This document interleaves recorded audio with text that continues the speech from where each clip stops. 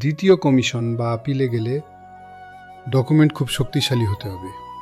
প্রথম কমিশনে আপনি যে স্টোরি বলেছেন সেটা কোনোভাবেই পরিবর্তন করবেন না। আসসালামু আলাইকুম। কমিশনে নেগেটিভ? এখন কি সব শেষ ভাবছেন? না, নেগেটিভ মানেই শেষ না। আজ আমি বলবো দ্বিতীয় কমিশন বা আপিলের জন্য কিভাবে নিজেকে শক্তভাবে প্রস্তুত করবেন, কি বলবেন, কি দেবেন এবং কি ভুল কখনোই করবেন না। স্টোরি কখনো পরিবর্তন করবেন না। সবচেয়ে গুরুত্বপূর্ণ কথা, প্রথম কমিশনে আপনি যে স্টোরি বলেছেন সেটা কোনোভাবেই পরিবর্তন করবেন না। আপনি নতুন তথ্য যোগ করতে পারবেন, কিন্তু আগের কথা বদলালে আপনার বিশ্বাসযোগ্যতা নষ্ট হবে। নেগেটিভের কারণ বুঝুন, ডিসিশন লেটার ভালোভাবে পড়ুন, দেখুন তারা কি লিখেছে। বিশ্বাসযোগ্য না, প্রমাণ কম, স্টোরি অস্পষ্ট, দেশের পরিস্থিতি যথেষ্ট প্রমাণ হয়নি।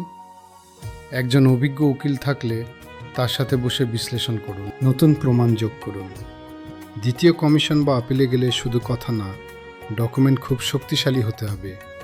আপনার দেশের প্রমাণ, হুমকির প্রমাণ, মেডিকেল রিপোর্ট, থানার জিডি বা অভিযোগ সংবাদপত্রের রিপোর্ট, সাক্ষীর বিবৃতি। ইটালিতে আপনার ইন্টিগ্রেশন দেখান, এটা অনেকেই ভুলে যায়। আপনি ইটালিতে কি অর্জন করেছেন সব দেখান, যেমন কাজের কন্ট্রাক্ট, বুস্টা পাগা, বেতন স্লিপ, ইনসেরে স্টাতো কন্ট্রিবিউটিভো, কোদিচে ফিসকালে, ভাষার সার্টিফিকেট, কোর্স বা ট্রেনিং সার্টিফিকেট, বাসার কন্ট্রাক্ট, ট্যাক্স ডকুমেন্ট, কমিউনিটি বা সামাজিক কার্যক্রমের প্রমাণ। দেখাতে হবে আপনি ইতালিতে ইন্টিগ্রেটেড, কাজ করছেন, আইন মেনে চলছেন। অনেক সময় কোর্ট বা কমিশন মানবিক ও সামাজিক ইন্টিগ্রেশনও বিবেচনা করে। ইন্টারভিউতে কিভাবে কথা বলবেন, শান্ত থাকবেন, আত্মবিশ্বাসী থাকবেন, প্রশ্ন বুঝে উত্তর দেবেন, নাটক করবেন না, অতিরিক্ত বানিয়ে বলবেন না, আপনার স্টোরি মুখস্থ না করে বুঝে বলুন। উকিল নেওয়া উচিত কি? নেগেটিভের পর আপিল সাধারণত কোর্টে যায়। এখানে আইনি যুক্তি খুব গুরুত্বপূর্ণ। একজন অভিজ্ঞ লয়ার আপনার স্টোরি আইনি ভাষায় সাজাতে, নতুন প্রমাণ যুক্ত করতে, জজের সামনে সঠিকভাবে উপস্থাপন করতে সহায়তা করবে। মানসিক প্রস্তুতি নেগেটিভ মানেই শেষ না। অনেকে দ্বিতীয় সুযোগে সফল হয়।